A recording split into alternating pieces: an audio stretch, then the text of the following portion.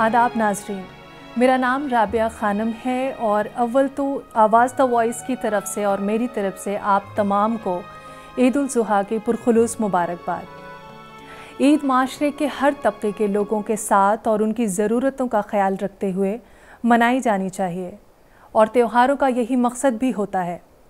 ख़ासकर हमारे मुल्क में जो कि एक डाइवर्स कंट्री है इंडिया, और इसकी खूबसूरती ये है कि यहाँ के अलग अलग मज़हब के लोग एक दूसरे के त्यौहार में शरीक होते हैं, जिससे किसी भी त्यौहार की खूबसूरती में मज़ीद इजाफ़ा होता है।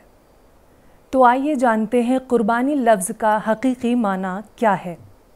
ईद उल अज़हा, जिसे आम तौर पर बकरीद भी कहा जाता है, यह ज़ुल्हिज्जा जो कि इस्लामिक कैलेंडर का आखिरी महीना होता है, जो इसकी 10वीं तारीख़ को मनाया जाता है। वैसे ये ईद 3 दिनों की होती है।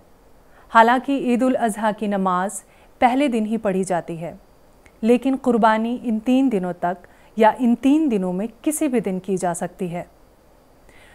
कुर्बानी लफ्ज़ से मुराद है टू सैक्रिफाई, यानी हर वो अमल जिसके ज़रिए से इंसान खुदा की रज़ा या उसका कुर्ब हासिल करता है।